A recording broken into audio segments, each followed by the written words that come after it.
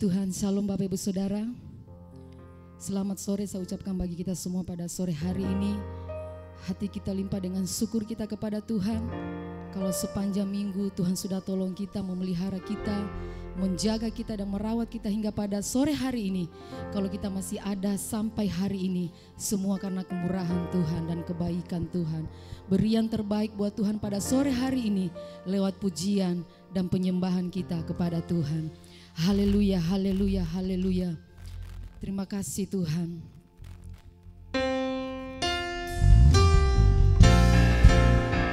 Kami ada di dalam hadirat Tuhan.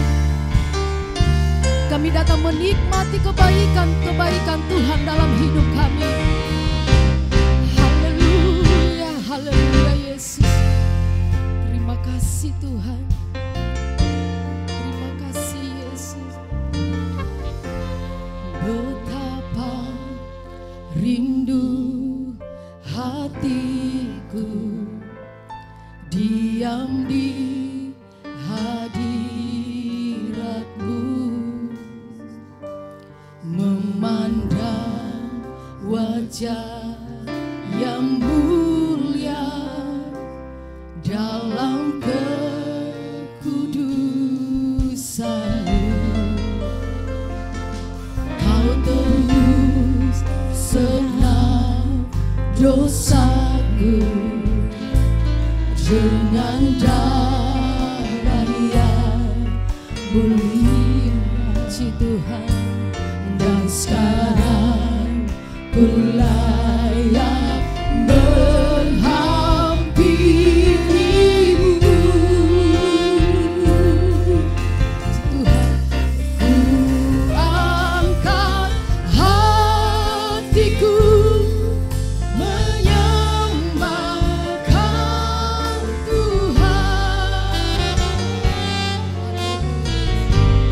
Ini ku rasakan jamahan-Mu, Tuhan.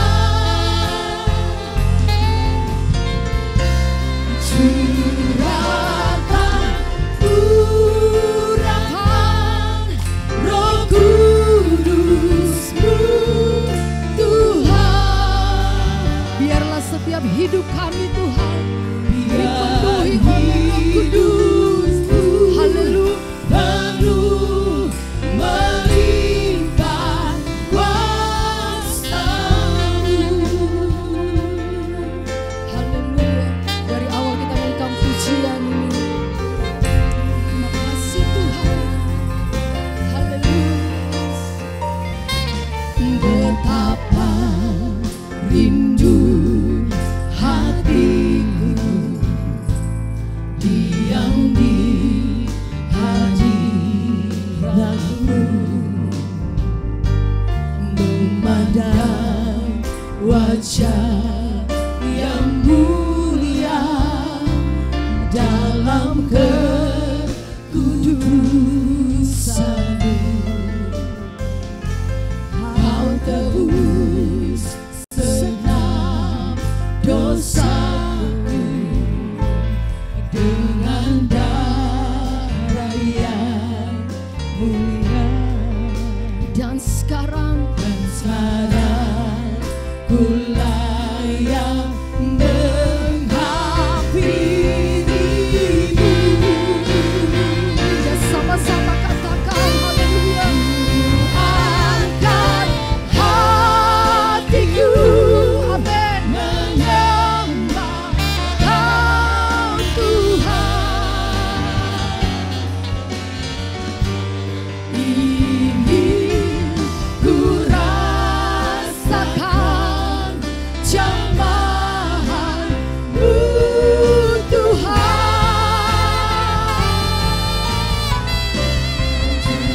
Curahkan urapan Roh Kudus-Mu, Tuhan. Biarlah hidup kami Tuhan, biar hidupku penuh melimpah kuasa-Mu.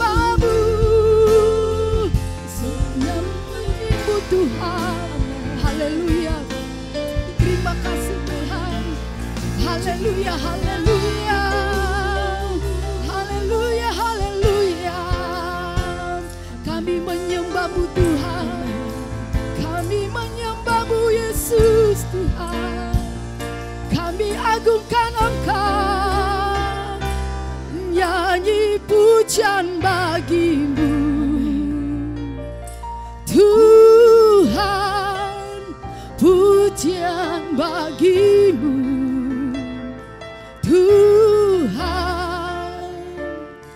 nama-Mu besar dan layak dipuji. Nyanyi pujian, nyanyi pujian bagimu Tuhan, pujian bagimu Tuhan, nama-Mu besar dan layak dipuji. Dengan bahasa undang cepat bantu berdiri bersama-sama. Nyanyi pujian bagimu, amin. Tuhan, pujian bagimu Tuhan, nama-Mu besar, amin, haleluya, yang layak dipuji. Nyanyi pujian, nyanyi pujian bagimu Tuhan, pujian bagimu, amin Tuhan. Tuhan, nama-Mu besar dan layak. Dengan iman lagi katakan sama-sama sambil memegang tangan-Mu. Nyanyi pujian bagimu, haleluya. Tuhan, pujian bagimu, haleluya Yesus. Terima kasih, nama-Mu besar dan layak dipuji. Nyanyi pujian, nyanyi pujian bagimu Tuhan, pujian bagimu, haleluya, amin Tuhan. Nama-Mu besar dan layak dipuji. Nama-Mu besar, nama-Mu besar dan layak dipuji. Sekali lagi, nama-Mu besar dan layak dipuji. Sorak-sorak yang meriah, yang dahsyat, yang luar biasa bagi Tuhan kita sore hari. Haleluya, haleluya. Hati kami limpah dengan syukur kami kepadamu Tuhan. Kalau kami masih ada hari ini Tuhan, kalau kami masih bisa bernapas, kalau kami masih bisa ada memuliakan nama-Mu Tuhan, itu tandanya Tuhan baik dalam hidup kami. Terima kasih Tuhan Yesus, terima kasih buat kebaikan Tuhan dalam hidup kami. Ini hidup kami, kami memberikan yang terbaik bagi Tuhan pada sore hari ini. Amen. Dan kami yakin dan percaya di atas setiap pujian penyembahan kami merasakan ada kemenangan yang luar biasa Allah kerjakan sore hari ini. Dan kami yakin dan percaya Roh Tuhan ada di tempat ini. Roh Tuhan bekerja di hati kami, bekerja di tempat ini dan melawat setiap kami. Kami yakin dan percaya kuasa kegelapan tiada tempatnya di sini Tuhan. Karena kami sudah menang di atas pujian penyembahan kami kepadamu. Ini doa kami Tuhan. Ini tubuh roh jiwa kami mempersembahkan yang terbaik buat Tuhan pada sore hari ini. Dan kami akan buka dan kami akan tabiskan ibadah kami pada sore hari ini. Dengan satu nama yang ajaib. Yaitu di dalam nama Tuhan Yesus Kristus. Kami sudah berdoa dan mengucap syukur. Haleluya. Haleluya. Mari sama-sama katakan amin. Beri tepuk tangan bagi Tuhan kita yang dahsyat.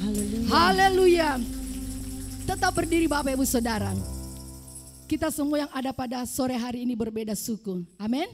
Amin. Tapi di dalam Tuhan kita bersaudara. rukun-rukun terus di dalam kehidupan kita. Amen. Karena kita punya Tuhan yang selalu ada bersama-sama dengan kita. Haleluya. Puji Tuhan.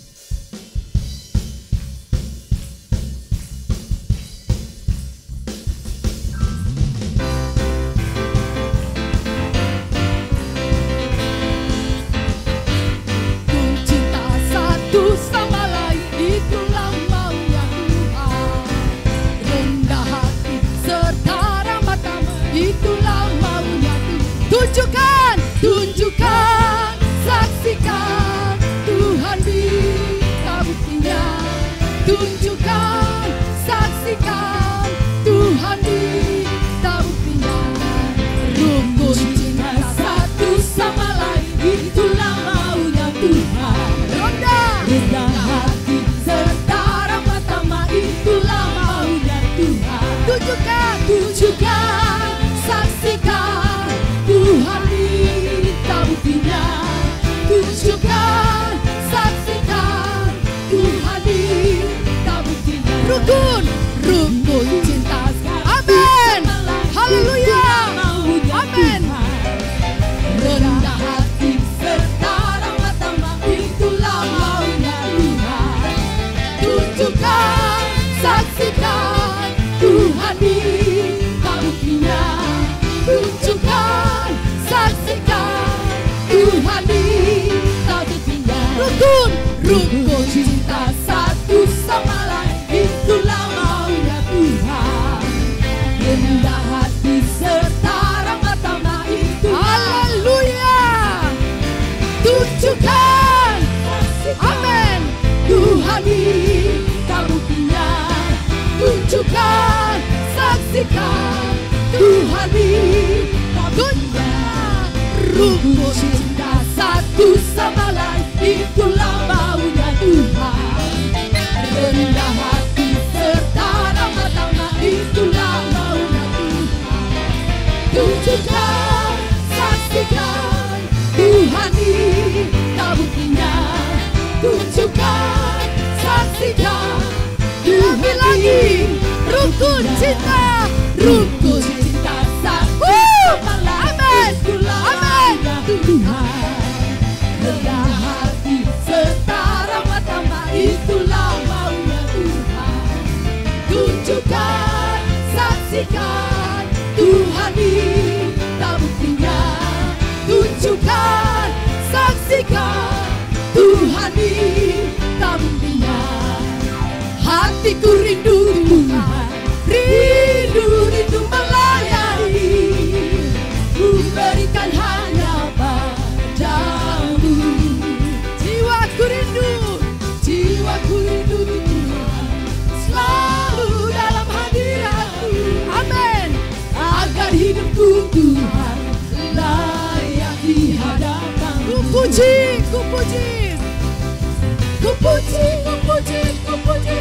Haleluya. Ku sembah. Haleluya. Bunyikan gagambusmu. Menari sama-sama. Menari. Dahsyat. Haleluya. Terimalah pujianku, jadikanlah kami berkat. Lagi hatiku rindu Tuhan, rindu melayani. Ku berikan hanya padamu. Amin. Haleluya. Jiwaku rindu Tuhan, selalu dalam hadirat-Mu. Agar hidupku Tuhan sama-sama. Yuk lambaikan tangan bersama-sama. Ku puji. Amin. Haleluya. Aku sembah, ku muliakan. Bunyikan. Yuk kita menari bagi Tuhan. Menari, narilah. Haleluya.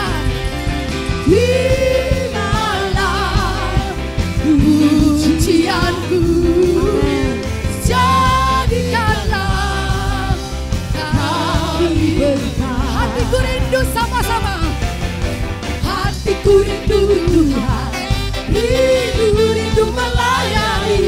Amin. Ku berikan hanya padamu. Jiwaku rindu Tuhan, selalu dalam hadirat-Mu, agar hidupku Tuhan layak di hadapan-Mu. Sama-sama katakan, ku puji, amin.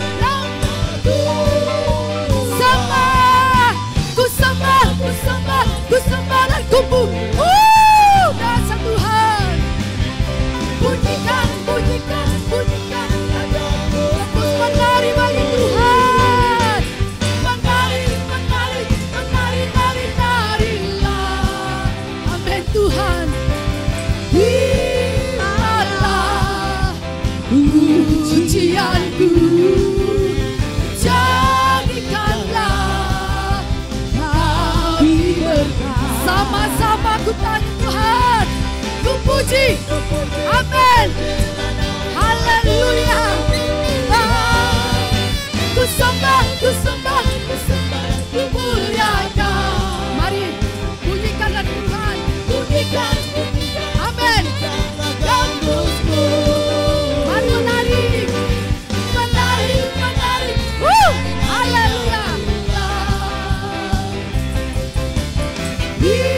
Terimalah pujianku, jadikanlah kami berkat. Terimalah, haleluya, pujianku, jadikanlah kami berkat. Haleluya, haleluya. Silakan duduk Bapak Ibu Saudara. Haleluya, haleluya. Sambil duduk, terus di dalam hadirat Tuhan, terus menikmati kebaikan-kebaikan Tuhan. Haleluya, haleluya Yesus. Terima kasih Tuhan, Yesus Tuhan. Haleluya, haleluya. Terima kasih Tuhan. Yes Tuhan. Rahmat-Mu nyata bagi Haleluya, haleluya. Yes. hidupku di dalam tangan-Mu. Kami tetap tenggelam Sejak di dalam. pagi ku terbangun sampai ku terbaring, Kasih Tuhan, ku nyanyi Yesus Tuhan. kebaikan-Mu Tuhan.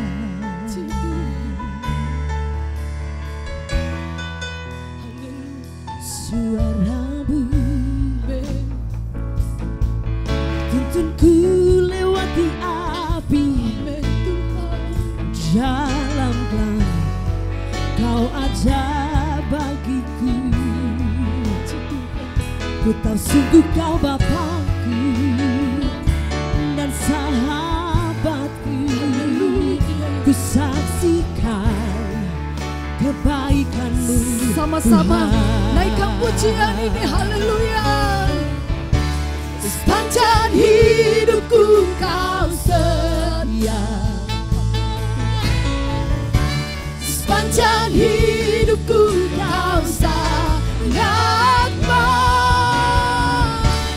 Nafasku memuliakan-Mu, ku nyanyi kebaikan-Mu Tuhan. Ini suara kami Tuhan, suara-Mu tuntunku lewati api. Yes Tuhan, amin. Jalan makasih di dalam pagi. Amin Tuhan. Ku tahu sungguh Kau Bapakku dan sahabatku. Saksikan kebaikan-Mu Tuhan. Sepanjang hidupku, sepanjang hidupku, amin. Haleluya.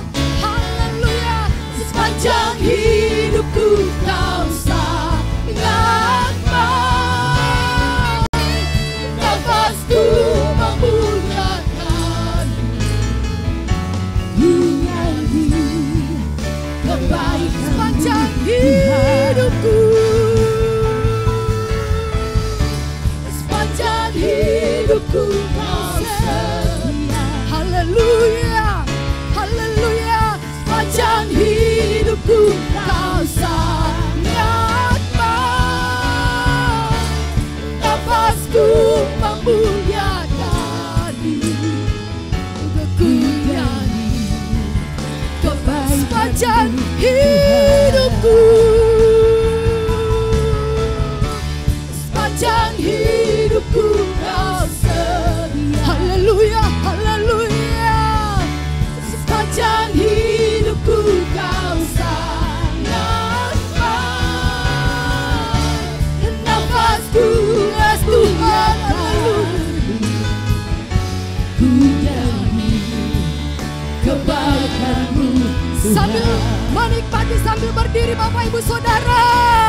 Kebaikan-Mu Tuhan berkati hidupku. Kebaikan-Mu Tuhan sertai langkahku. Aku berserah datang menyembah hidupku. Haleluya. Kebaikan-Mu Tuhan sertai hidupku. Kebaikan-Mu Tuhan berkati. Haleluya, haleluya. Kebaikan-Mu Tuhan sertai. Haleluya. Aku berserah datang menyembah hidupku. Haleluya. Amin. Kebaikan-Mu Tuhan berkati hidupku. Sepanjang hidup. Jemaat Tuhan nyanyikan pujian ini. Amin. Sambil kita tenggelam di dalam hadirat Tuhan, menikmati kebaikan Tuhan. Haleluya. Iya kan. Haleluya. Sama-sama katakan sepanjang hidupku. Sepanjang hidupku Kau setia. Haleluya, haleluya. Sepanjang hidupku Kau sangat baik. Nafasku dahsyat Tuhan. Ku nyanyi kebaikan sepanjang hidupku. Sepanjang hidupku Kau setia. Haleluya Yesus. Sepanjang hidupku Kau sangat baik. Nafasku memuliakan-Mu. Ku nyanyi kebaikan, ku nyanyi kebaikan-Mu Tuhan. Ku nyanyi kebaikan-Mu Tuhan.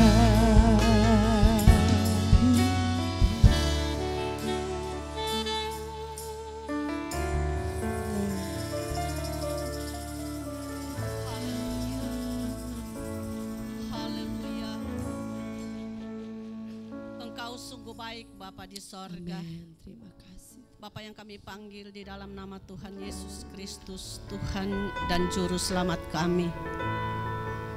Betapa baiknya Engkau dalam kehidupan kami. Kalau kami boleh ada hingga saat ini di tempat ini Tuhan, kami merasakan tuntunan pimpinan kuasa Roh Kudus-Mu menyertai kehidupan kami masing-masing. Kami ada di tempat ini Tuhan, kami rindu untuk bertemu dengan Engkau. Kerinduan kami Tuhan tidak dapat kami simpan, tidak dapat kami bendung. Kami tahu hanya bersama Engkau Tuhan kami aman. Hanya bersama Engkau kami nyaman dan bersama Engkau kami diberkati. Karena itu Tuhan pada sore menjelang malam hari ini kami datang membawa hati, pikiran kami. Kami mau duduk tenang, kami mau dengar firman-Mu. Biarlah Engkau berbicara dan Engkau menaburkan benih-benih firman-Mu di dalam hati kami. Biarlah Engkau Tuhan memberkati akan tanah hati kami supaya kami dapat menerima firman-Mu. kami boleh mendengar dan kami boleh melakukan di dalam kehidupan kami. Kami mau setia kepadamu ya Tuhan, kami mau setia kepada perintah firman-Mu. Hamba firman-Mu yang akan menyampaikan firman, biarlah Tuhan Engkau kuduskan urapi dia dengan urapan kuasa Roh Kudus-Mu. Dan biarlah segala apa yang disampaikannya tidak akan lalu begitu saja. Semuanya akan menjadi berkat bagi kami semua yang mendengarkannya, dan kami pakai untuk kehidupan kami selanjutnya. Inilah doa kami ya Tuhan, mengucap syukur di dalam nama Tuhan Yesus Kristus. Haleluya.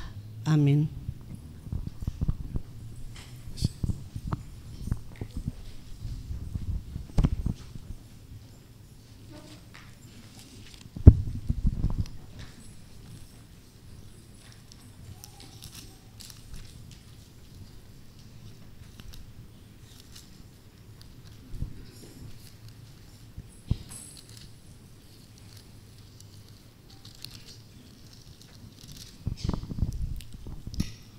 Selamat sore Bapak Ibu, salam sejahtera untuk kita sekalian yang diberkati oleh Tuhan.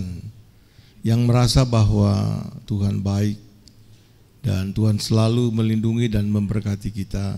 Mari kita berikan tepuk tangan yang paling meriah untuk Tuhan kita Yesus Kristus.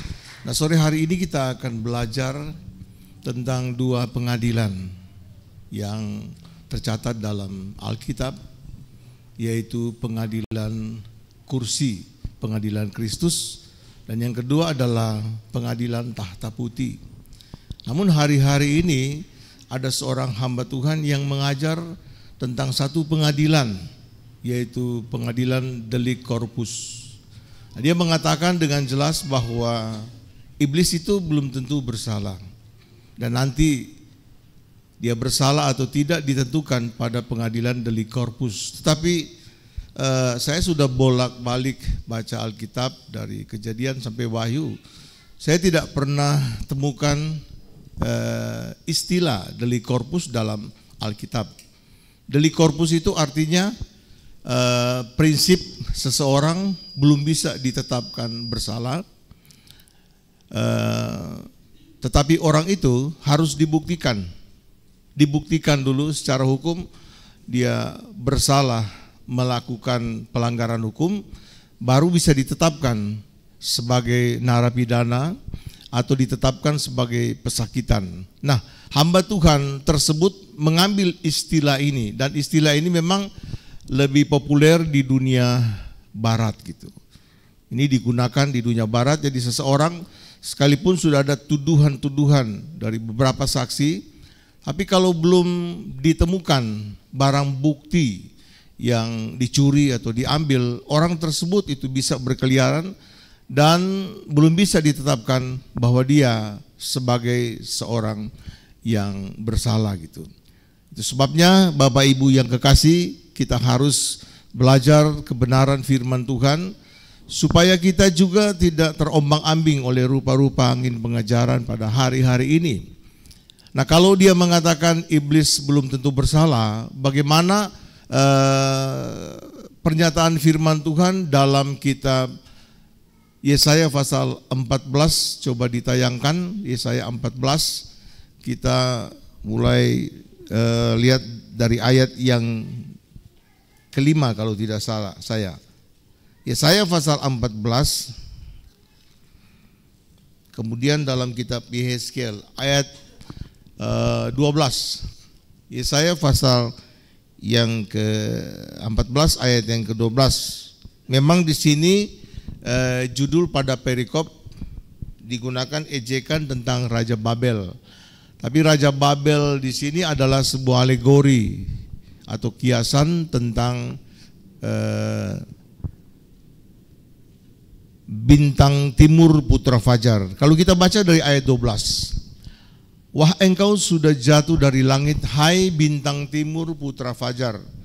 Engkau sudah dipecahkan dan jatuh ke bumi, hai yang mengalahkan bangsa-bangsa. Lanjut terus.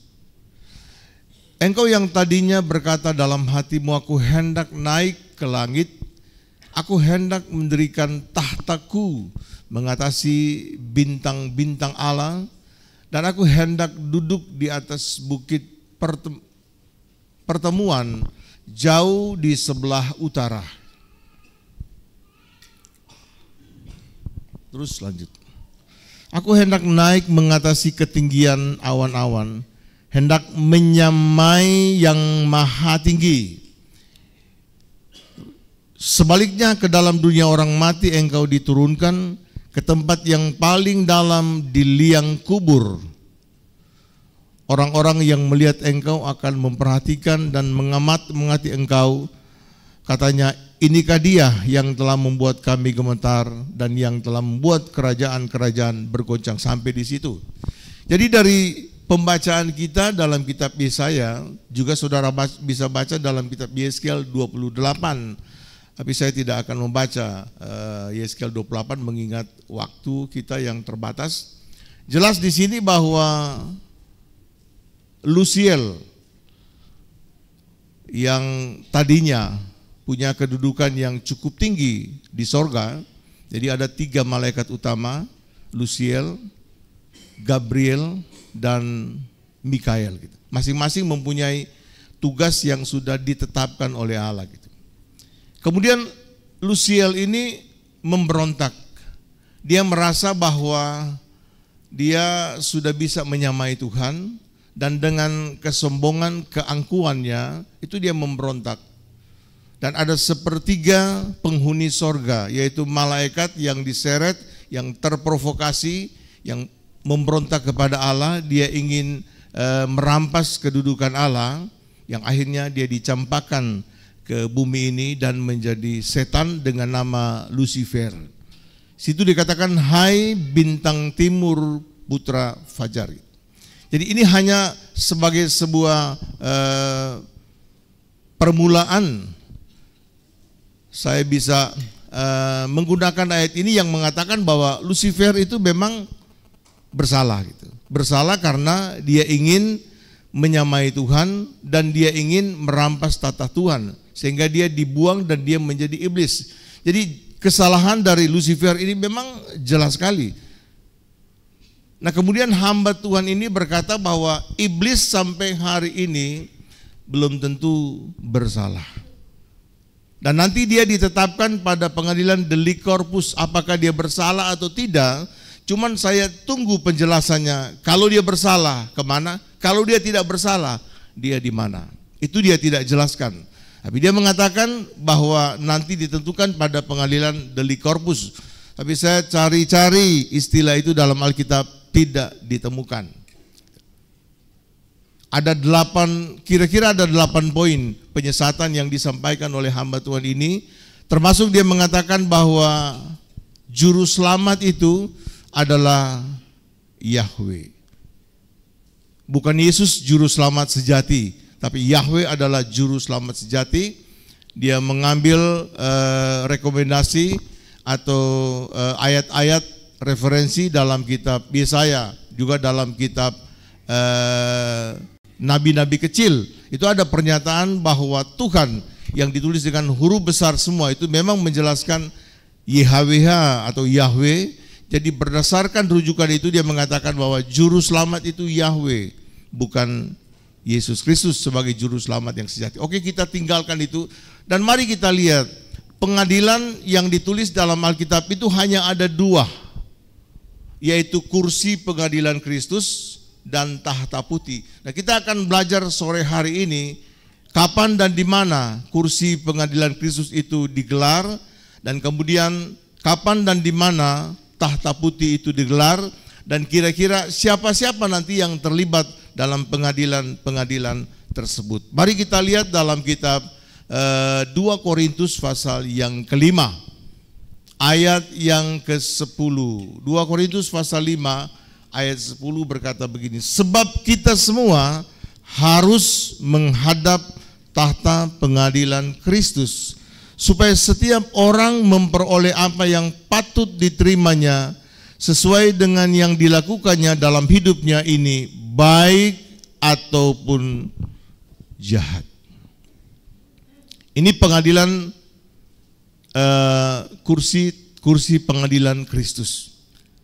Nah, kalau kita mundur dari bagian awal perikop ini, yaitu mulai dari ayat 16 dengan judul jangan tawar hati juga waktu menghadapi maut.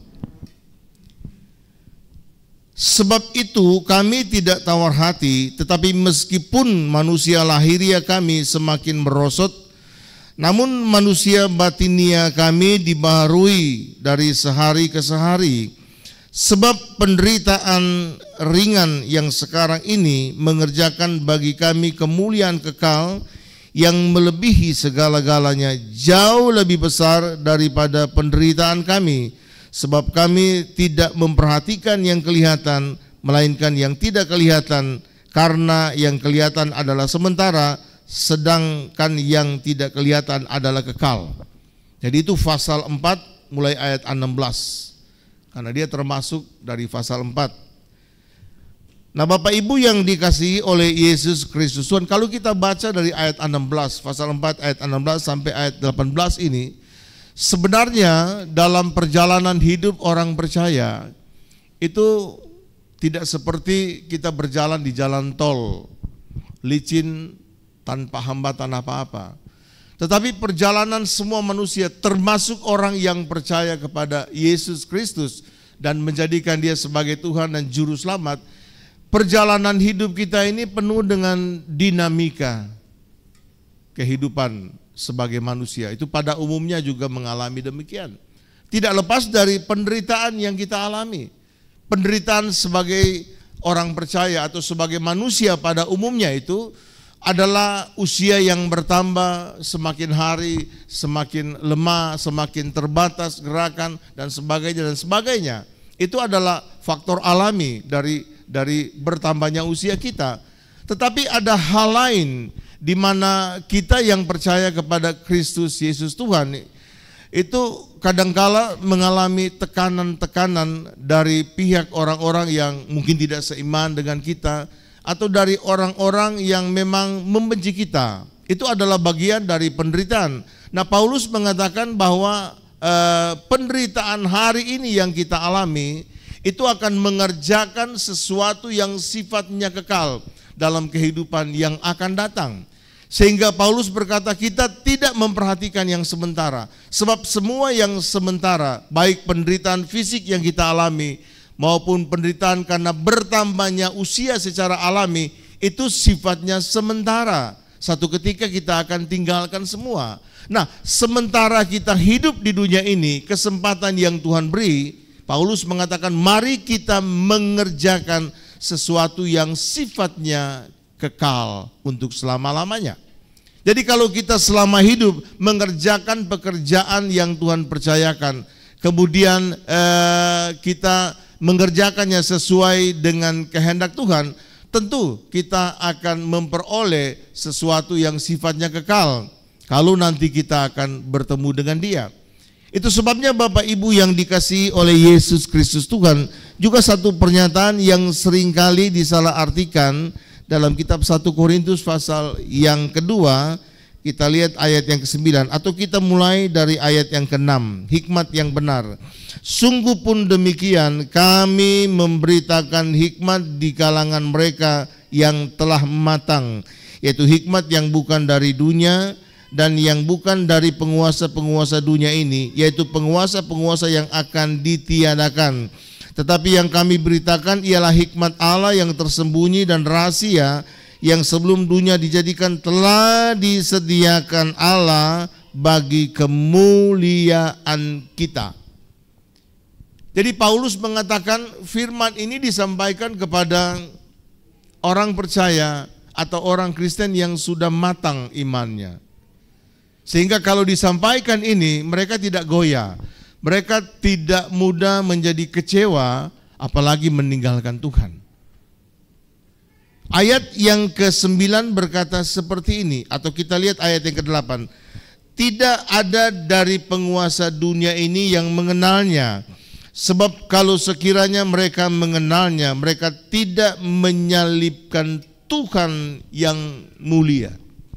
Kata Tuhan ditulis dengan T huruf besar, yang dalam bahasa asli perjanjian baru itu adalah Kurios, dan dalam perjanjian lama disebut Adonai, dan ini adalah transliterasi dari nama YHWH. Mengapa Paulus mengatakan menyalibkan Tuhan yang mulia? Memang Yesus ketika dia lahir sebagai manusia dan manusia sejati, dia mendapat predikat atau gelar sebagai Tuhan. Dan Tuhan di sini adalah Kurios, Kristus yang diurapi. Paulus mengatakan Tuhan, menyalibkan Tuhan yang mulia. Jadi bukan Tuhannya yang disalibkan, karena Tuhan itu tidak bisa mati. Tuhan itu sifatnya kekal. Tuhan itu adalah gelar kepenguasaan, baik alam roh, alam nyata, tempat kita tinggal, dan juga alam bawah bumi. Nah, Tuhan itu kekal, sifatnya kekal. Yang mati itu yang disalibkan adalah manusia Yesus Kristus. Kemudian ayat 9 berkata, tetapi seperti ada tertulis, apa yang tidak pernah dilihat oleh mata dan tidak pernah didengar oleh telinga dan yang tidak pernah timbul dalam hati manusia, semua yang disediakan Allah untuk mereka yang mengasihi Dia. Kalau kita baca secara lengkap ini, pernyataan dari Paulus ini bukan seperti yang kita pikirkan hari ini. Dan ayat ini seringkali digunakan untuk menghibur seseorang kalau lagi dalam tekanan berat, tekanan ekonomi, dan masalah-masalah yang lain. Mereka gunakan ayat ini untuk menghibur, memberikan kekuatan. Bahwa Tuhan telah menyediakan sesuatu yang indah, yang tidak pernah atau yang belum pernah kita lihat, yang tidak pernah didengar, yang tidak pernah timbul dalam hati manusia. Artinya Allah memberikan surprise, dan ini selalu diartikan secara positif, yaitu nanti akan mendapat berkat. Tapi kalau kita kaitkan dengan 2 Korintus pasal 5 tentang kita akan menghadapi kursi pengadilan Kristus dan kemudian kita akan menderita sebagai pengikut Kristus, sebenarnya yang harus kita pahami di sini, apa yang tidak pernah dilihat oleh mata, yang tidak pernah timbul dalam hati manusia, dan yang tidak pernah kita dengar, ini juga bisa diartikan sebagai sebuah penderitaan, bukan hanya soal berkat.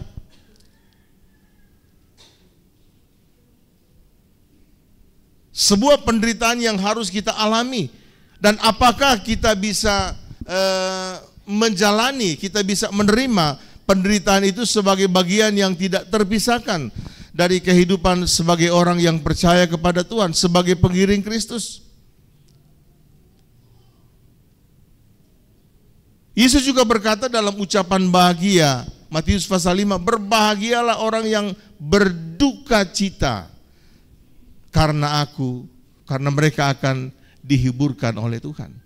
Memang kalau kita perhatikan status kita sebagai orang percaya, sebagai pengikut Kristus, itu lebih banyak dipersekusi, lebih banyak disalahkan, lebih banyak mengalami penderitaan dan tekanan-tekanan daripada kesenangan. Tapi Alkitab juga mengatakan demikian, bahwa untuk masuk dalam kerajaan surga kita harus banyak mengalami aniaya. Untuk menjadi pengikut Kristus, Paulus mengatakan kita akan mengalami banyak aniaya. Dan aniaya itu adalah bagian yang tidak terpisahkan dari kehidupan kita. Itu sebabnya kita tidak boleh tawar hati seperti yang dikatakan dalam 2 Korintus pasal yang kelima yang sudah kita baca. 2 Korintus pasal 5, karena kita akan menghadapi kursi pengadilan Kristus. Kalau kita tawar hati dan kemudian kita berpaling dari Tuhan, kecewa, tentu kita akan kehilangan sorga yang tinggal kekal untuk selama-lamanya. Sementara kita rajin beribadah, kita sungguh-sungguh beribadah, kita sungguh-sungguh percaya kepada Tuhan, tujuan akhir kita itu adalah sorga. Bukan semata-mata kehidupan senang kita di dunia ini. Memang itu adalah salah satu bagian, supaya kita diberkati, kita senang, kita dilindungi, disertai oleh Tuhan. Tetapi ada hal yang paling besar dari apa yang sedang kita kerjakan ini adalah kehidupan kekal dalam kerajaan sorga nanti bersama-sama dengan Yesus Kristus Tuhan kita. Kita baca mulai dari ayat 6, 2 Korintus pasal yang kelima kita lihat. Maka oleh karena itu hati kami senantiasa tabah, meskipun kami sadar bahwa selama kami mendiami tubuh ini, kami masih jauh dari Tuhan. Bahwa kalau kami mengenakan tubuh jasmani ini, kami masih jauh dari Tuhan. Mengapa demikian? Karena setiap hari atau setiap saat kita bisa saja bersalah di mata Tuhan. Bersalah lewat angan-angan hati kita, lewat pikiran kita, lewat tutur kata, dan lewat tindakan kita. Masih jauh dari Tuhan karena kita masih bisa melakukan kesalahan-kesalahan, yaitu dosa-dosa kita. Itu sebabnya Paulus dengan tegas berkata, ayat 7, sebab hidup kami ini adalah hidup karena percaya, bukan karena melihat. Ini prinsip yang sangat tegas yang Paulus tekankan.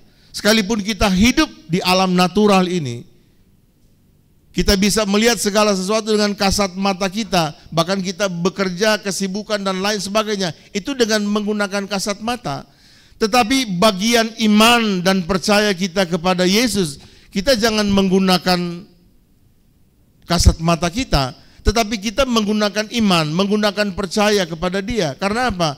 Allah itu roh adanya, tidak bisa dilihat. Itu sebabnya Paulus dengan tegas, hidup kami ini adalah hidup karena percaya, bukan karena melihat. Itu sebabnya Roma pasal 14 ayat 17, Paulus berkata, kerajaan surga itu bukan soal makanan, minuman, tapi soal damai sejahtera, sukacita, kebenaran yang dikerjakan oleh Roh Kudus. Di samping kita sibuk dengan berbagai pekerjaan dan usaha kita, mari kita juga lebih fokus kepada perkara-perkara yang rohani.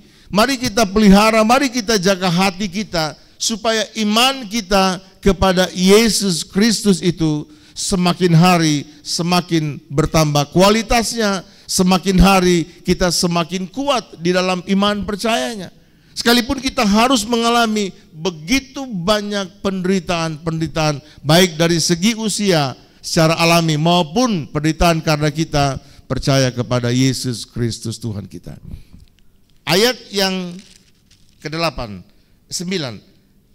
Tetapi hati kami tetap tabah dan terlebih suka kami beralih dari tubuh ini untuk menetap pada Tuhan. Sebab itu juga kami berusaha, baik kami diam dalam tubuh ini maupun kami diam di luarnya, supaya kami berkenan kepadanya. Hanya ada satu tujuan Paulus, dia mau hidup berkenan kepada Tuhan. Baik ketika kita mengenakan tubuh ini, artinya ketika kita masih hidup, dan bahkan kita kembali kepada Dia, kita hidup berkenan di mata Tuhan. Mengapa demikian? Karena satu ketika kita akan menghadapi yang namanya kursi pengadilan Kristus. Ayat 10, sebab kita semua harus menghadap tahta pengadilan Kristus, supaya setiap orang memperoleh apa yang patut diterimanya sesuai dengan yang dilakukannya dalam hidupnya, baik ataupun jahat. Ini juga sebuah pertanyaan. Harusnya semua baik, kenapa ada jahat? Sebentar kita akan lihat. Kita buka dalam kitab Roma pasal 14 dulu, ayat 10. Roma 14 ayat yang ke-10.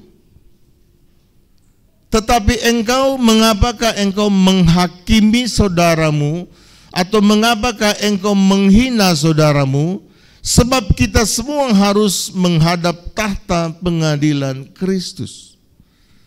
Paulus bilang dalam perjalanan hidup kita, baik berjemaat dan bermasyarakat, kita jangan mudah menghakimi saudara kita, dan jangan mudah menghina saudara kita.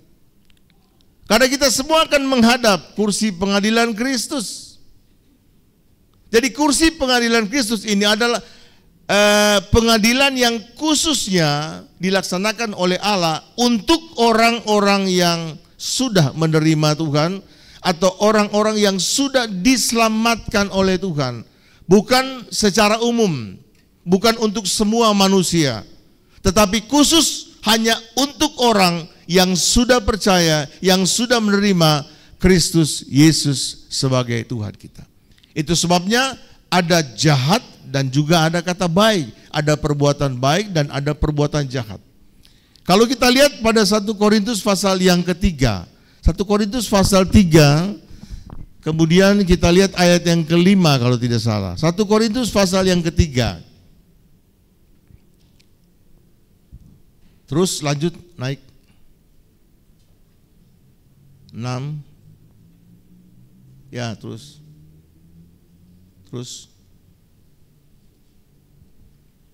Lanjut. Terus. Lagi.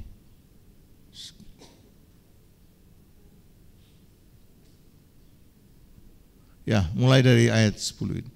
Sesuai dengan kasih karunia Allah yang dianugerahkan kepadaku, aku sebagai seorang ahli bangunan yang cakap telah diletakkan dasar dan orang lain membangun terus di atasnya. Tetapi tiap-tiap orang harus memperhatikan bagaimana ia harus membangun di atasnya. Terus ayat 11. Karena tidak ada seorang pun yang dapat meletakkan dasar lain daripada dasar yang telah diletakkan, yaitu Kristus Yesus. Jadi Paulus mengatakan dasar atau fondasi untuk keselamatan kita itu adalah Yesus Kristus, tidak boleh digantikan dengan yang lain. Namun setelah itu orang kemudian membangun di atas dasar yang benar ini dengan bahan-bahan yang berbeda. Ayat yang ke-12. Entah orang membangun di atas dasar ini, di atas dasar Kristus tadi, dengan emas, perak, batu permata, kayu, rumput kering atau jerami. Ada 6 bahan. Tunggu, kembali lagi. Ada 6 bahan atau 6 material yang disebut Paulus di sini. Yang pertama emas, perak dan batu permata. Ini bahan-bahan yang tidak mudah terbakar. Apalagi emas, semakin dibakar dia akan semakin murni. Yang kedua, kayu, rumput kering atau jerami. Ini 3 bahan yang kalau dibakar cepat sekali menyala dan kemudian jadi abu. Jadi entah kita membangun di atas yang mana, mau di atas emas, perak atau batu permata, atau kayu, rumput kering atau jerami, itu hanya kita yang tahu dengan Tuhan. Tapi dasar bangunan iman kita adalah Yesus Kristus. Itu sudah tepat dan itu sudah final. Itu konsensus keputusan bapak-bapak gereja bahwa Yesus adalah satu-satunya Tuhan dan Juru Selamat, dan dia adalah dasar fondasi yang paling kokoh untuk keselamatan jiwani kita. Tapi kemudian orang membangun di atas dasar Kristus ini dengan bahan-bahan yang berbeda. Mari kita lihat ayat 13. Sekali kelak pekerjaan masing-masing orang akan nampak, karena hari Tuhan akan menyatakannya, sebab ia akan nampak dengan api, dan bagaimana pekerjaan masing-masing orang akan diuji oleh api itu. Lanjut. Jadi pekerjaan yang dibangun seseorang tahan uji, ia akan mendapat upah. Jika pekerjaan yang dibangun seseorang tahan uji, ia akan mendapat upah. 15. Jika pekerjaannya terbakar, ia akan menderita kerugian, tetapi ia sendiri akan diselamatkan, tetapi seperti dari dalam api. Kalau iman percaya kita dibangun dengan bahan-bahan yang tidak mudah terbakar oleh emas, perak, dan batu permata, tetapi ada orang yang membangun di atas dasar atau dengan bahan-bahan yang mudah terbakar, yaitu kayu, rumput kering, dan jerami. Satu ketika apa yang kita bangun di atas dasar Kristus ini sebagai bangunan iman kita, dasar iman kita, ini semua akan diuji oleh Tuhan. Dan diuji oleh api, yaitu api kemuliaan Kristus. Nah, kalau apa yang kita bangun ini tidak terbakar, kita akan mendapat upah. Tetapi kalau yang dibangun ini di atas dasar bahan-bahan yang rapuh, yang mudah terbakar, semua yang kita bangun ini akan hangus, akan jadi debu. Tapi Alkitab mengatakan kita sendiri akan diselamatkan dalam satu proses yang Tuhan kerjakan. Itu sebabnya kursi pengadilan Kristus ini bukan untuk semua orang, tapi khusus untuk orang-orang yang sudah percaya, yang sudah menerima Kristus Yesus sebagai Tuhan dan Juru Selamat. Dan ini terjadi, kursi pengadilan Kristus ini terjadi sebelum masuk masa 1000 tahun damai. Yaitu sesudah masa antikris 3,5 tahun, kemudian sesudah selesai masa antikris, ada kebangkitan orang yang mati dalam Tuhan. Jadi semua orang yang mati dalam Tuhan akan dibangkitkan. Dan kemudian orang-orang percaya yang masih tinggal ketika antikris berkuasa, yaitu mereka disingkirkan ke padang gurun.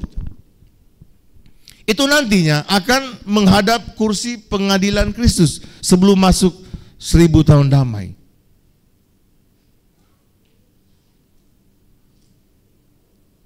Dan kursi pengadilan Kristus ini sebenarnya pembagian upah yang kita akan terima, bukan untuk dibinasakan.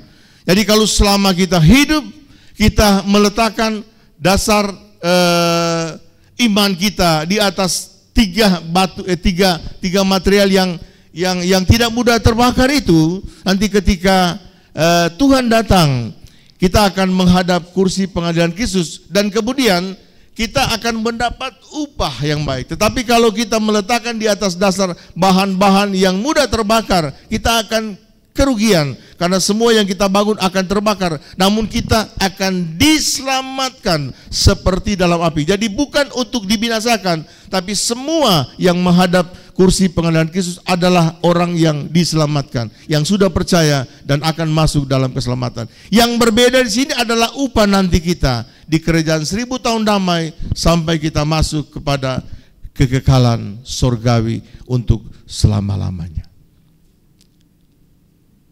Sekarang kita lihat yang kedua, tahta putih. Kita lihat dalam kitab Wahyu pasal yang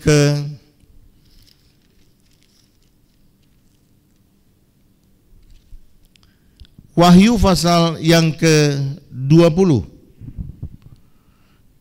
Wahyu pasal yang ke-20 berkata begini. Kita baca bagian yang ayat yang ke-11. Wahyu 20 ayat yang ke-11. Lalu aku melihat suatu tahta putih yang besar dan Dia yang duduk di atasnya. Dari hadapannya lenyaplah bumi dan langit dan tidak ditemukan lagi tempatnya. Lanjut.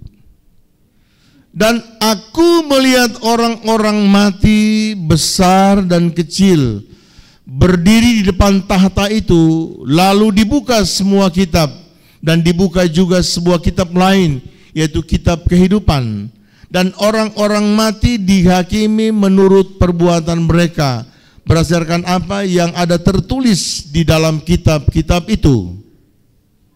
Maka laut menyerahkan orang-orang mati yang ada di dalamnya, dan maut dan kerajaan maut menyerahkan orang-orang mati yang ada di dalamnya, dan mereka dihakimi masing-masing menurut perbuatannya.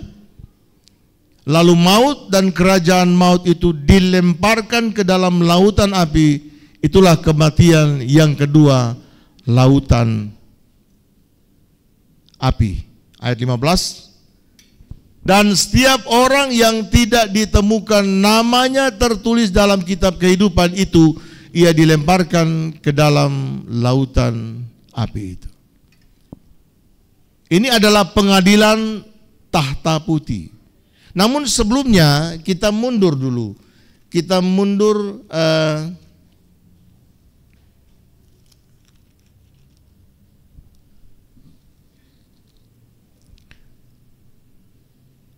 ayat 1 pasal 20.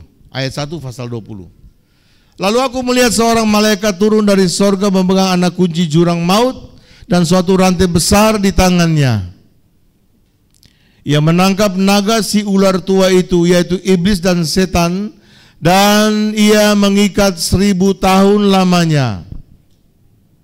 Lalu melemparkannya ke dalam jurang maut dan menutup jurang maut itu dan memeteraikan di atasnya supaya ia jangan lagi menyesatkan bangsa-bangsa sebelum berakhir masa 1000 tahun itu.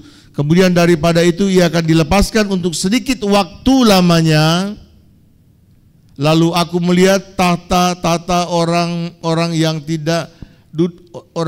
yang duduk di atasnya. Kepada mereka diserahkan kuasa untuk menghakimi. Aku juga melihat jiwa-jiwa mereka yang telah dipenggal kepalanya karena kesaksian tentang Yesus dan karena firman Allah, yang tidak menyembah binatang itu dan patungnya, dan yang tidak juga menerima tandanya pada dahi dan tangan mereka, dan mereka hidup kembali dan memerintah sebagai raja bersama-sama dengan Kristus untuk masa 1000 tahun damai. Jadi dalam perikop ini ada seorang malaikat turun kemudian menangkap si ular tua atau setan iblis, kemudian memasukkan dia ke dalam jurang maut. Jurang maut ini belum neraka, Bapak Ibu. Jurang maut ini dalam istilah teologia itu menggunakan istilah Tartarus. Tartarus itu jurang maut yang spesial disiapkan untuk dipenjarakan iblis yang adalah setan gitu. Selama 1000 tahun damai. Jadi selama 1000 tahun damai kita masuk dalam 1000 tahun damai itu tidak ada gangguan karena iblis diikat dan dimasukkan ke dalam jurang maut atau yang istilah disebut adalah Tartarus selama 1000 tahun damai. Kemudian ada Seol atau Hades, itu tempat penampungan sementara orang-orang yang mati di luar Tuhan. Jadi orang yang mati di luar Tuhan artinya yang tidak percaya kepada Yesus, yang menolak ketuhanan Yesus, itu semua dilempar ke Hades atau Seol. Dan di sana sudah ada penyiksaan di Seol itu atau Hades karena yang menyiksa adalah iblis setan, dia belum diikat. Tetapi sebelum masuk 1000 tahun damai, iblis ditangkap dan dimasukkan ke dalam jurang maut dengan istilah Tartarus sebagai penjara iblis selama kurang lebih 1000 tahun. Ayat 7 kita lompat, pasal 20. Dan setelah masa 1000 tahun itu berakhir, iblis akan dilepaskan dari penjara dan ia akan pergi menyesatkan bangsa-bangsa keempat penjuru bumi, yaitu Gog dan Magog, dan mengumpulkan mereka untuk berperang, dan jumlah mereka sama dengan banyaknya pasir di laut. Maka naiklah mereka ke seluruh dataran bumi, lalu mengepung perkemahan tentara orang-orang kudus dan kota yang dikasihinya itu. Tetapi dari langit turunlah api menghanguskan mereka, dan iblis yang menyesatkan dilemparkan dalam lautan api dan belerang, yaitu tempat di mana nabi palsu, dan mereka disiksa siang malam sampai selama-lamanya. Jadi pasal 20 ayat 7 sampai ayat yang ke-10 disebut sini adalah lautan api. Inilah neraka yang sebenarnya. Jadi neraka itu nanti akan dihukum itu adalah iblis setan, kemudian nabi-nabi palsu dan antikris. Itu akan dilempar bersama dengan semua orang yang tidak percaya kepada Kristus. Jadi jurang maut itu akan dibuang ke dalam lautan api. Lautan api ini adalah neraka. Ayat 11. Lalu aku melihat satu tahta putih yang besar dan dia yang duduk di atasnya, dan dari hadapannya lenyap bumi dan langit dan tidak ditemukan lagi tempatnya. Dan aku melihat orang-orang mati besar dan kecil berdiri di depan tahta itu. Lalu dibuka semua kitab, dan dibuka juga sebuah kitab lain, yaitu kitab kehidupan, dan orang-orang mati dihakimi menurut perbuatan mereka berdasarkan apa yang tertulis di dalam kitab-kitab itu. Di sini ada kata besar dan kecil gitu. Memang ada pertanyaan kepada saya waktu lalu, ada yang datang ke rumah, "Om, kalau anak-anak kecil bagaimana Om, yang belum tahu apa-apa?" Saya tunjukkan ayat ini. Sekali lagi saya baca. "Lalu aku melihat ada tahta putih besar dan Dia yang duduk di atasnya, dari hadapan lenyap langit dan bumi dan tidak ditemukan tempatnya. Dan aku melihat orang-orang mati besar kecil." Orang-orang mati artinya orang-orang yang nanti akan dihukum dalam api neraka yang sifatnya kekal. Nah, mengapa ada orang besar dan orang-orang kecil? Ini bukan sekedar besar kecil karena pangkat dan kedudukan, tapi besar kecil dalam arti fisik.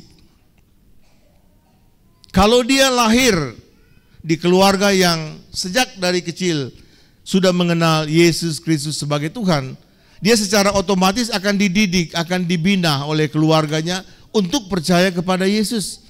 Sekalipun dia masih tanggungan orang tua. Dari umur 1 tahun sampai umur dari umur 0 tahun begitu dia lahir sampai umur 10 tahun mungkin itu masuk kategori anak-anak. Kalau salah tolong diralat ya. Ini ada dokter, kira-kira begitu ya, 1 sampai 10 tahun itu masuk kategori anak-anak. Dari 11 tahun sampai 17, sebelum 17 itu masuk remaja, yang masih menjadi tanggungan orang tua. Itu sebabnya anak-anak kita harus dididik, harus dibina untuk mengenal Tuhan sejak dari usia dini sampai batas usia 10 tahun. Bukan berarti kita tanggung dosa mereka, tidak. Karena dosa orang tua ditanggung oleh orang tua, dosa anak ditanggung oleh anak. Tapi sebelum dia akil balik, itu masih menjadi tanggung jawab kita orang tua untuk membina dan memperkenalkan Yesus sebagai Tuhan dan Juru Selamat. Bagaimana anak-anak yang ada di luar Yesus? Seperti yang Alkitab katakan, besar dan kecil nanti. Kalau dia mati masih kecil, sebagai orang yang tidak mengenal Tuhan, dididik untuk menentang Tuhan, yang masuk dalam hukuman. Yang salah siapa? Bukan Tuhan yang salah, karena itu adalah kebenaran firman Tuhan. Kita lanjut.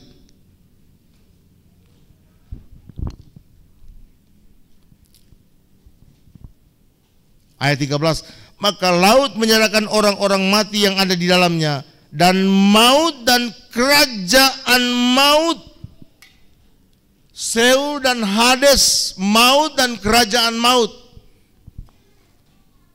menyerahkan orang-orang mati yang ada di dalamnya, dan mereka dihakimi masing-masing menurut perbuatannya. Karena ada buku-buku, yang banyak, ada banyak buku-buku.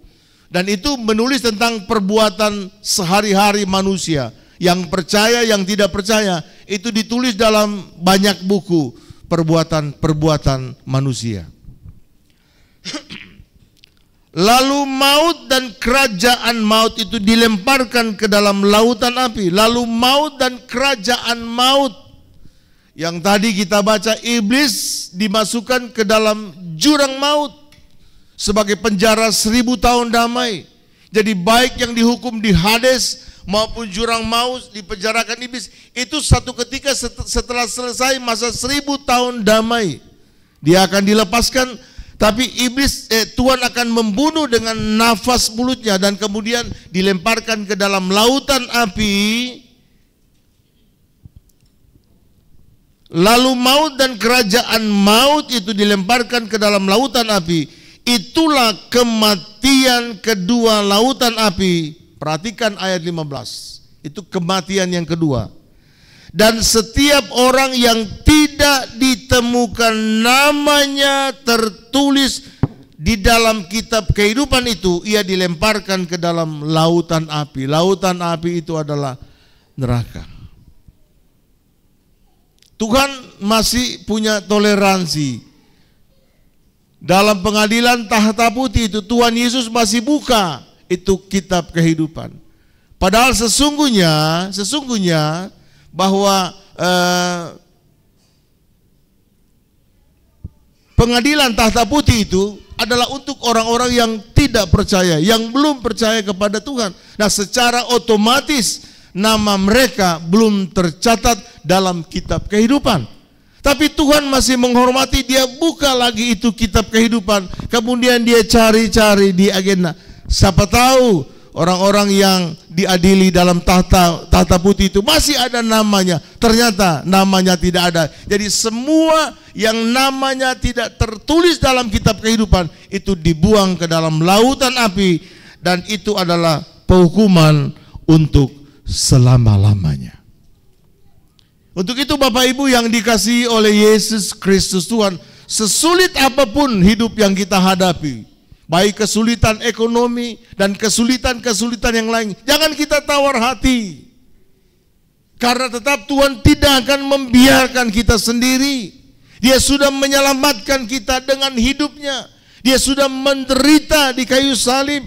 Bahkan dia sudah dianiaya sehingga kita disembuhkan oleh sakit penyakit. Kemudian dia berjanji akan menyertai kita dan memberkati kita. Jadi tidak ada alasan untuk kita tawar hati dalam perjalanan hidup kita sebagai orang yang percaya. Tapi mari kita kuat di dalam Tuhan. Sesulit apapun hidup ini, tetap ada solusi di dalam Tuhan.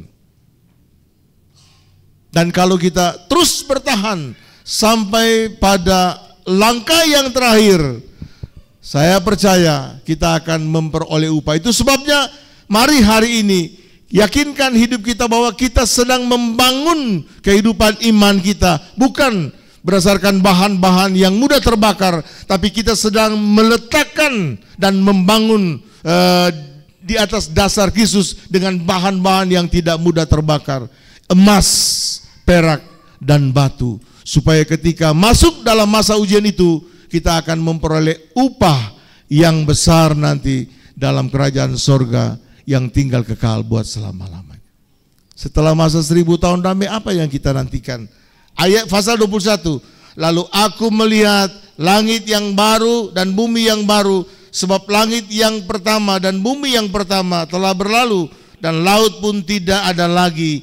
Dan aku melihat kota yang kudus Yerusalem baru turun dari sorga, dan dari Allah yang berhiaskan bagaikan pengantin perempuan yang berdandan untuk suaminya.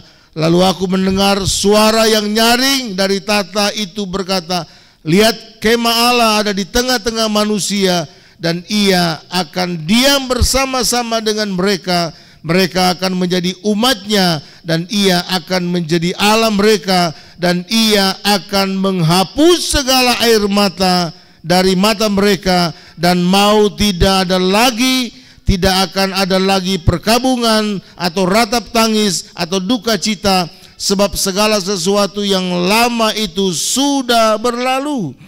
Ia yang duduk di atas tahta itu berkata, lihatlah, aku menjadikan segala sesuatu baru, dan firman-Nya tuliskanlah, karena segala perkataan ini adalah tepat dan benar. Firman-Nya lagi kepadaku, semuanya telah terjadi. Aku adalah Alfa dan Omega, yang awal dan yang akhir. Orang yang haus akan kuberi minum dengan cuma-cuma dari mata air kehidupan. Barang siapa menang, ia akan memperoleh semuanya ini, dan aku akan menjadi Allahnya, dan ia akan menjadi anakku. Barang siapa menang, berarti kita sementara dalam gelanggang pertandingan. Bisa juga kita kalah kalau kita tawar hati. Amin. Tapi saya percaya kita semua tidak akan tawar hati, sebab janji itu sudah di hadapan mata kita. Rugi kalau kita tawar hati, kemudian kita menjadi lemah dan meninggalkan Tuhan. Karena Tuhan sudah sediakan itu untuk kita yang percaya dan yang mengasihi Dia. Tetapi, perhatikan ayat 8, tetapi orang-orang penakut, orang-orang yang tidak percaya, orang-orang keji, orang-orang pembunuh, orang-orang sundal, tukang-tukang sihir, penyembah-penyembah berhala, dan semua pendusta, mereka akan mendapat bagian mereka di dalam lautan yang menyala-nyala oleh api dan belerang, itulah kematian yang kedua. Itu sebabnya soal sorga atau neraka itu ada di tangan kita. Artinya melalui Yesus Kristus, tetapi semua itu atas pilihan kita.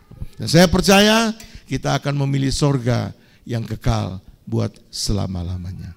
Amin. Saya kembalikan kepada Bapak.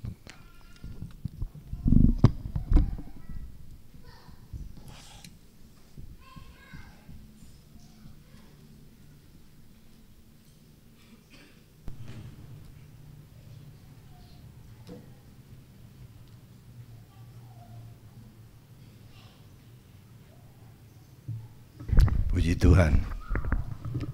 Bisa bilang haleluya? Ya, semua pada tegang ini dengar firman Allah, sebab ini bicara kekekalan, dan kekekalan itu didahului dengan kematian. Kita orang belum suka mati kan, tapi mau dengan tidak kita harus bersedia.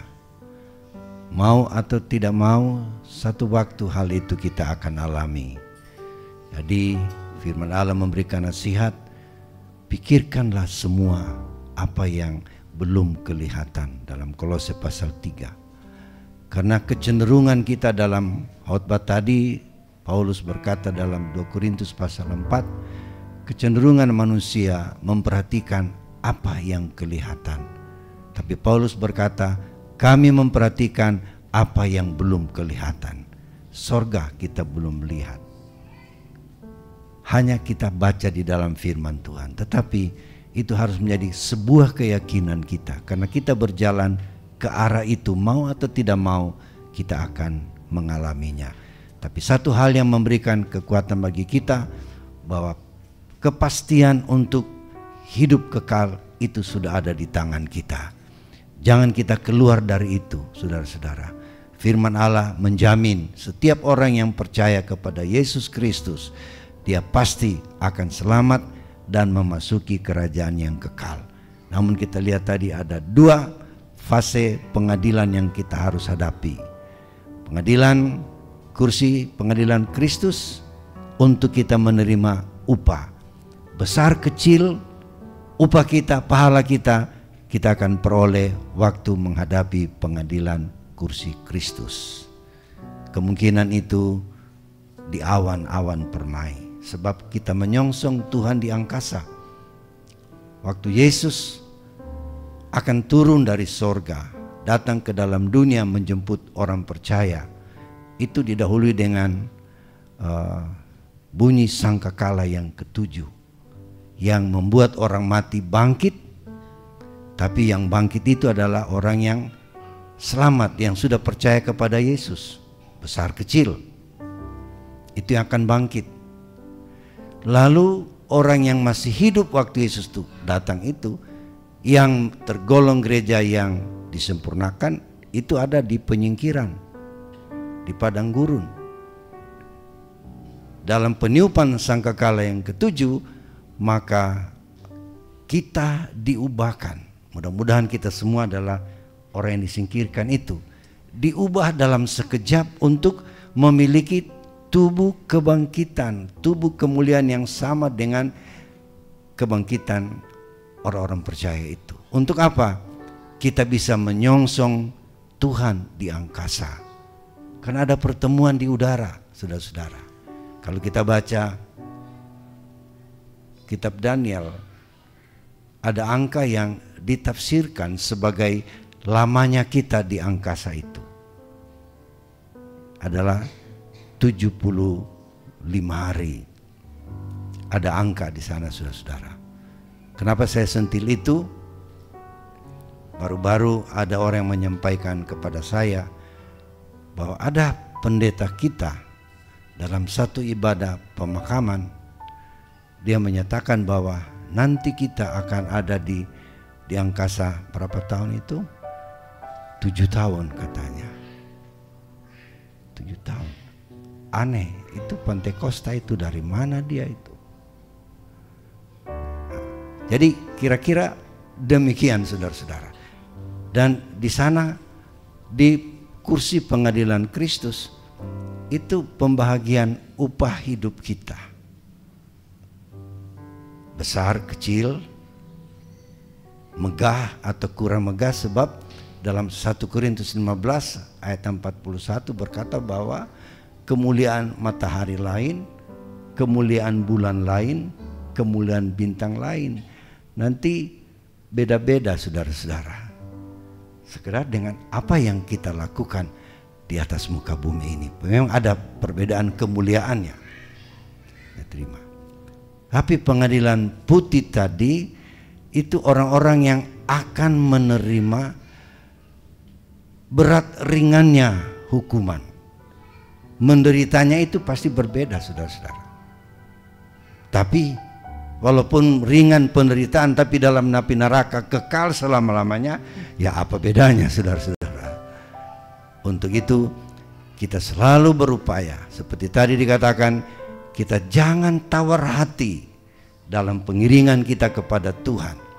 Yang penting kita membangun iman kita di atas batu karang yang teguh, itulah Yesus Kristus.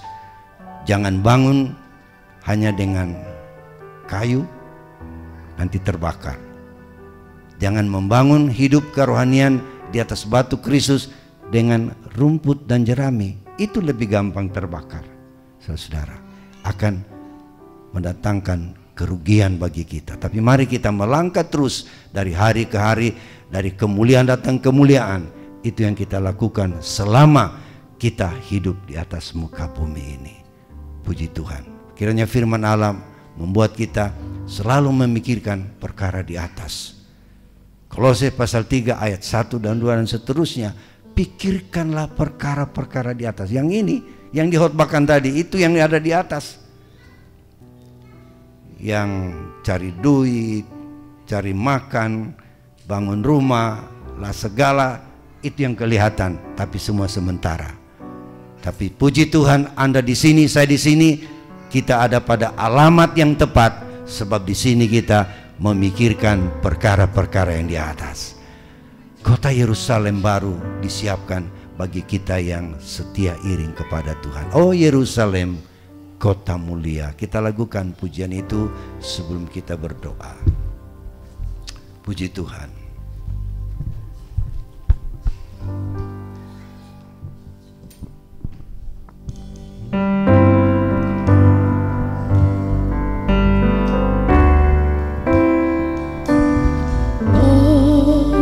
Yerusalem, kota mulia, hatiku rindu ke sana.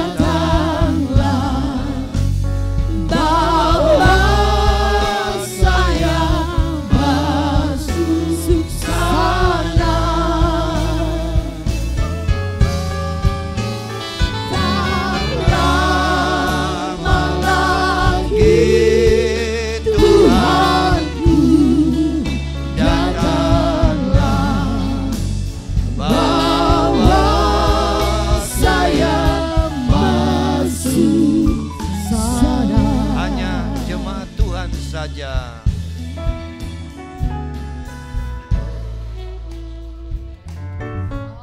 Puji Tuhan.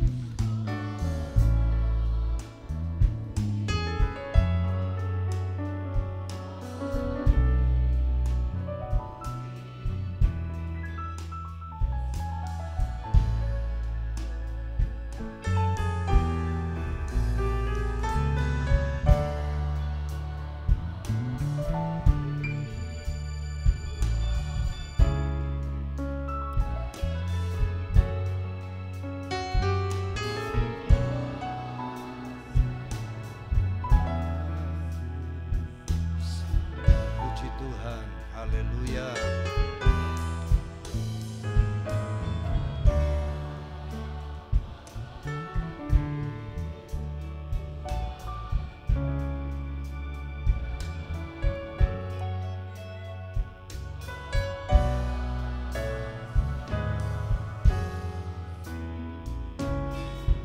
Sama-sama tak lama lagi.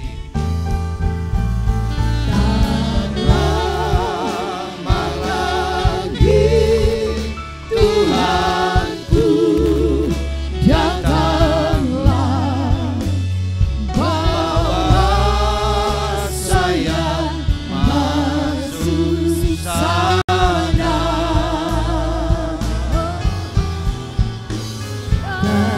Lama lagi, Tuhanku, datanglah, bawa saya masuk sana. Terima kasih. Kami sudah dengar firman-Mu ya Tuhan.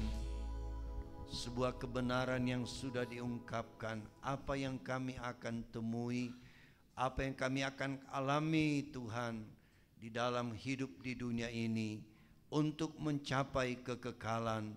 Biarlah Tuhan meneguhkan hati kami sebagai orang yang percaya dalam proses Tuhan dalam hidup kami, dalam mengiring akan Tuhan.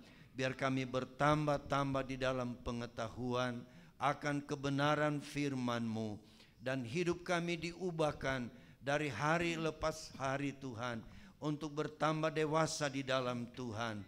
Kami hidup dalam kebenaran sebagai gereja yang akan disempurnakan, dan bila Engkau kembali kali yang kedua, kami akan mewarisi hidup kekal untuk selama-lamanya. Walaupun kami sadar Tuhan, selama kami hidup di bumi ini, kami mengalami berbagai proses kehidupan. Ada tantangan yang kami alami, ada godaan-godaan untuk kami menjauh daripada-Mu.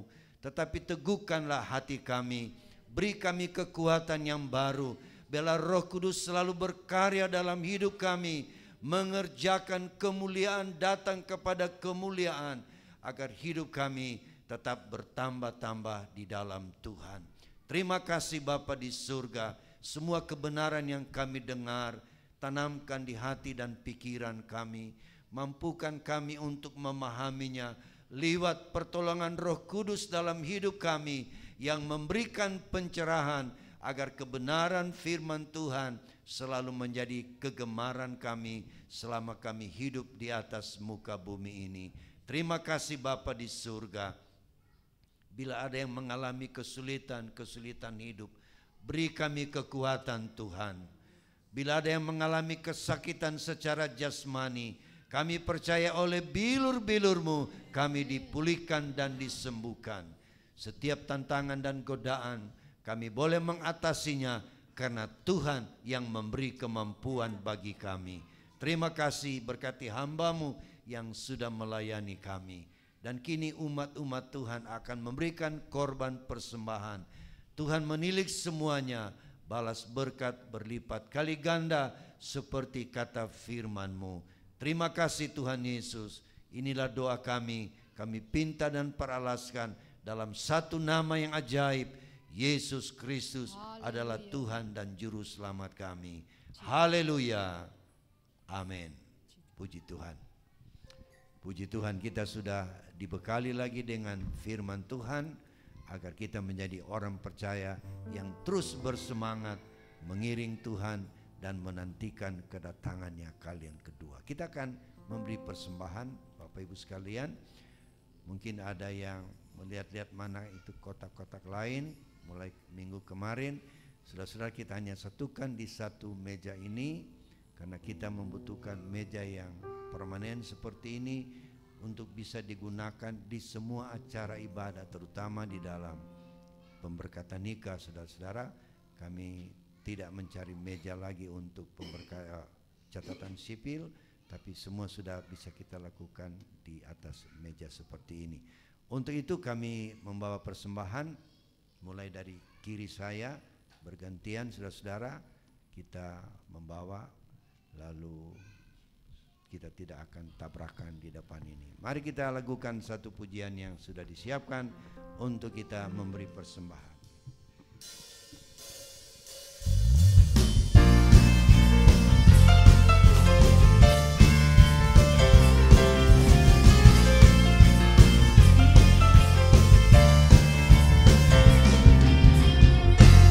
Yesus, kau kekuatan di hidupku, takkan gentar langkahku. Kau angkat aku di saat ku jatuh, Kaulah sumber kuatku. Lembah yang gelap kan ku lewati, sebab Engkau sertaku. Dengan imanku ku diselamatkan oleh kuasa Yesusku. Ku angkat tanganku, ku sorakan haleluya. Namamu berkuasa, surga bumi nyatakan. Ku angkat tanganku, nyatakan Kau hebat, Allah yang perkasa, berkuasa selamanya.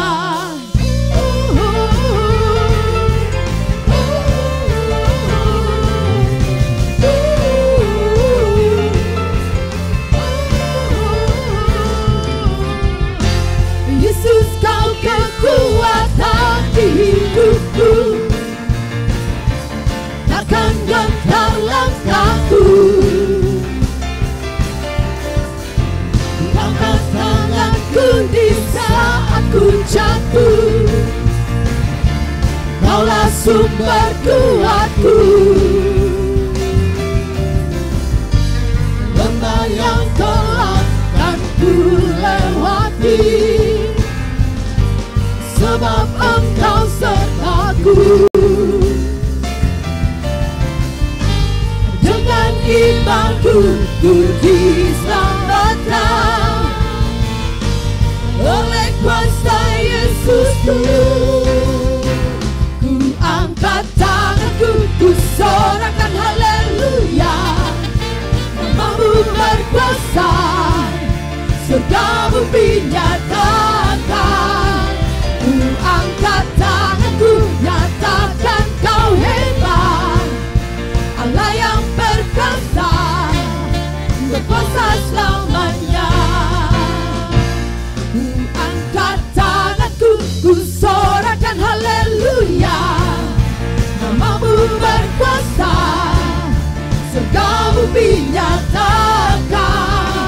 Ku angkat tanganku, nyatakan Kau hebat, Allah yang perkasa, berkuasa selamanya.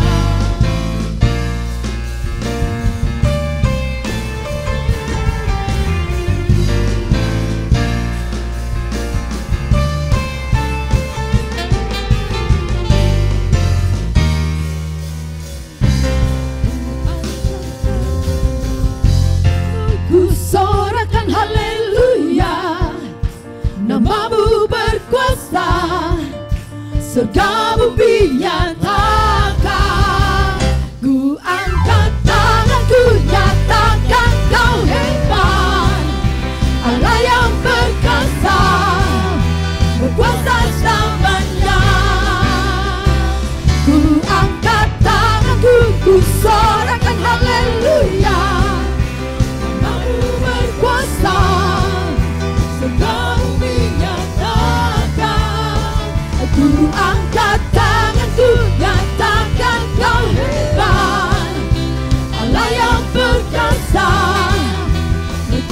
selamanya.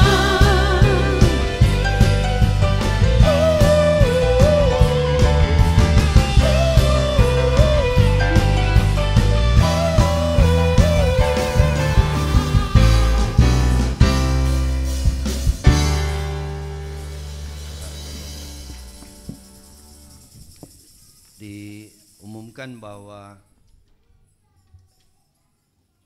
hari Senin besok doa Hana tetap dijalankan, saudara-saudara, mulai pukul 4 sore di ruangan ini. Mungkin Ibu Gembala tidak akan hadir atau tidak ada karena besok pagi saudara-saudara akan menjemput tamu, yaitu Ibu Ketua Umum kita, saudara-saudara. Jadi sebagai ketua juga pengurus Pelwap Pusat akan datang ke Kota Palu karena pada hari Selasa, Rabu dan Kamis mungkin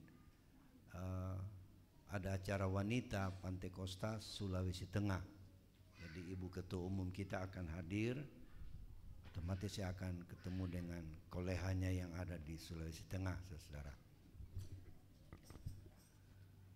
Berikut hari Selasa tidak ada acara, tapi hari Rabu ada ibadah pelwap juga di sini, tetap jalan walaupun ada kegiatan wanita Pantai Kosta Sulawesi Tengah yang dilaksanakan di Hotel Santika kalau tidak salah. Kemudian hari Kamis adalah ibadah keluarga muda yang kali ini dilakukan di rumah dari keluarga Jamie Renden sebagai ibadah ucapan syukur. Hanya jamnya tadi mungkin berubah, bukan 6:30 tetapi jam 6, setengah 6 ya, 5:30 ya, mungkin dibutuhkan waktu yang lebih ketat, saudara-saudara.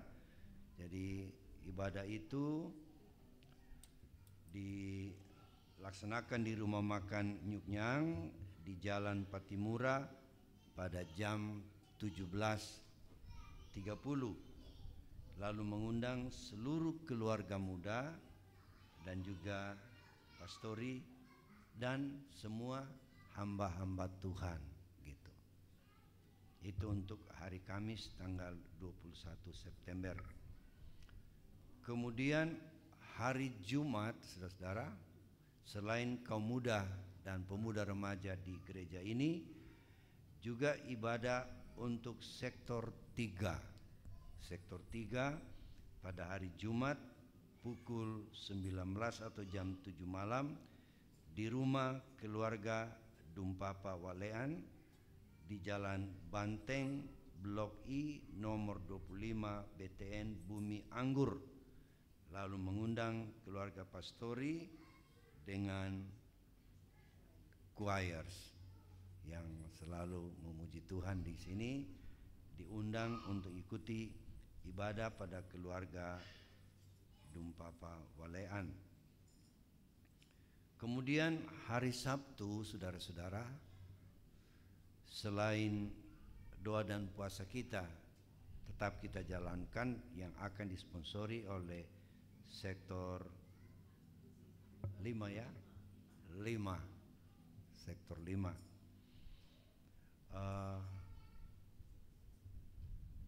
Pada pukul 18.30 ini sektor 7 ya itu ya, sektor 6 juga melakukan ibadah syukuran, mengundang seluruh jemaat. Jadi sektor 1, sektor 2, 3, 4, 5, 6 sampai 8. Dan saudara-saudara yang belum menggabungkan diri di kegiatan sektor juga terundang. Jadi semua jemaat itu diundang ibadah syukuran dari keluarga Thomas Kuandi yang beberapa waktu lalu ibu rumah tangga dipanggil pulang oleh Tuhan. Jadi pada hari Sabtu seluruh jemaat diundang untuk ibadah syukuran di gereja ini, dan akan dibangun tenda lagi seperti tenda kemarin. Jadi seluruh jemaat diundang, dan ini adalah ibadah ucapan syukur keluarga Thomas Kuandi.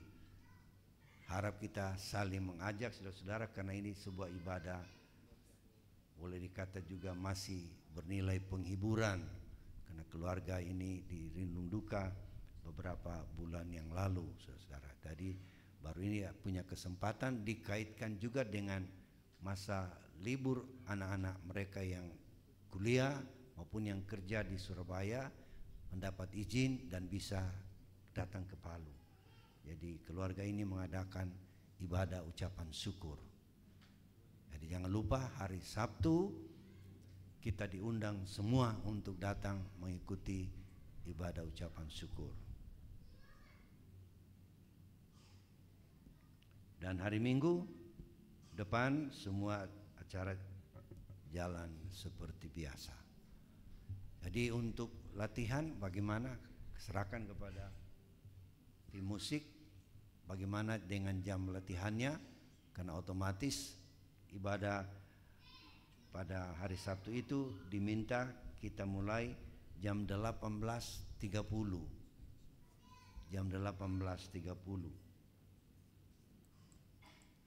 Untuk latihannya bagaimana?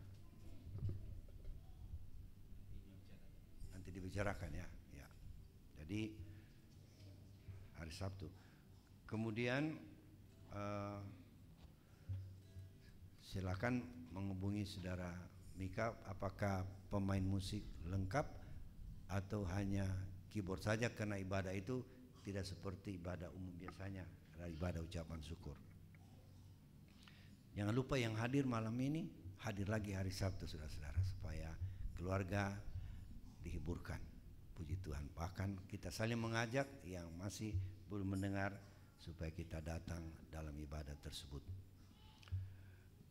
Kita akan akhiri ibadah ini, kita lakukan satu pujian lagi untuk menutup ibadah kita. Mari kita bangkit berdiri bersama-sama.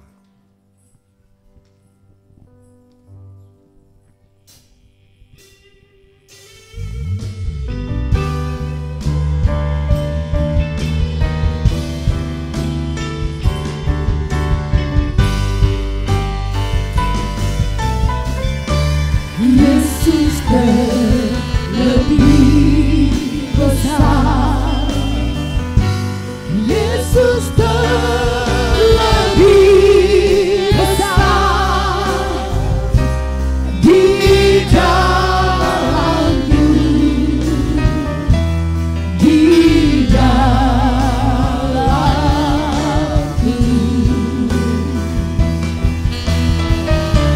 Yesus lebih besar, Yesus lebih besar di dalamku selama-lamanya. Yesus lebih besar, Yesus lebih besar di dalamku, di dalamku.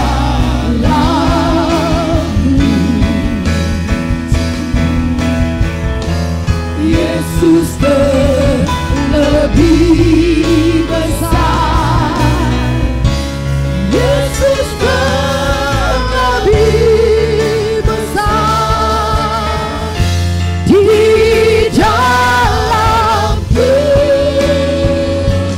selama-lamanya. Di dalamku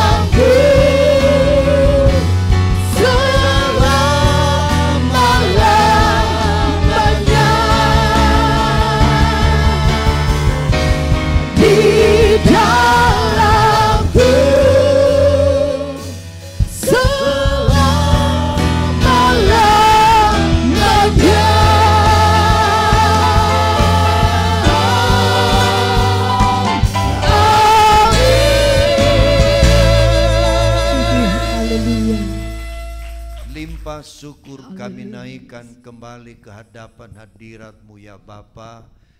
Oleh karena pertolongan-Mu malam ini kami sudah beribadah bersama-sama.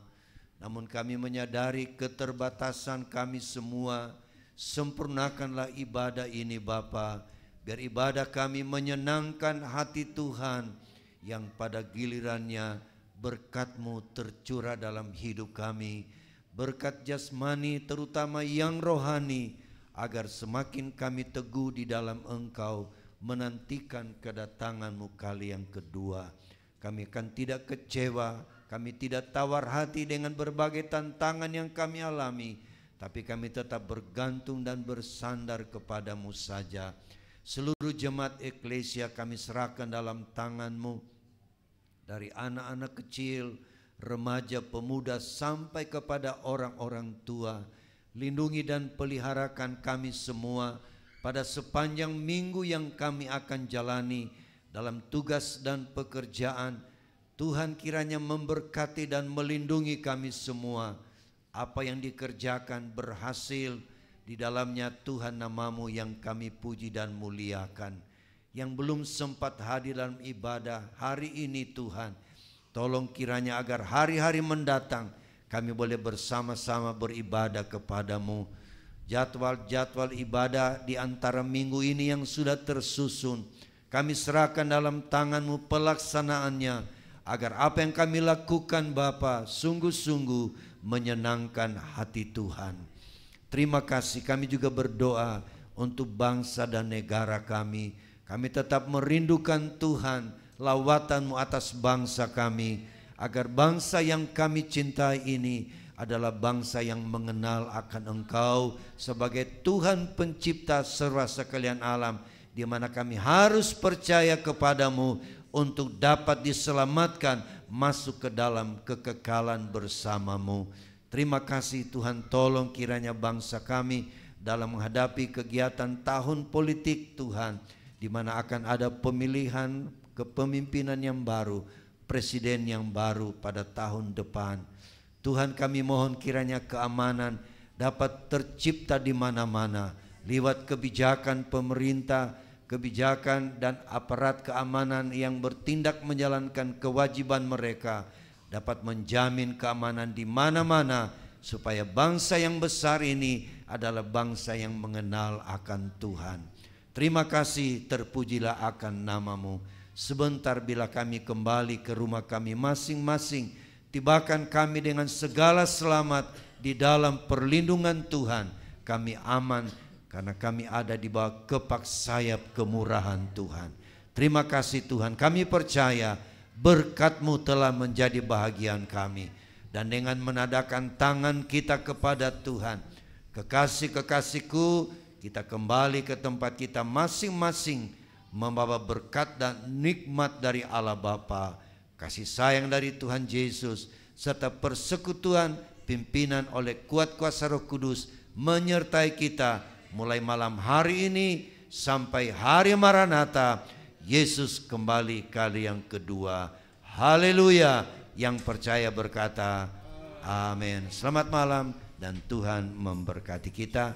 Kita bersalaman di pintu keluar. Tuhan memberkati.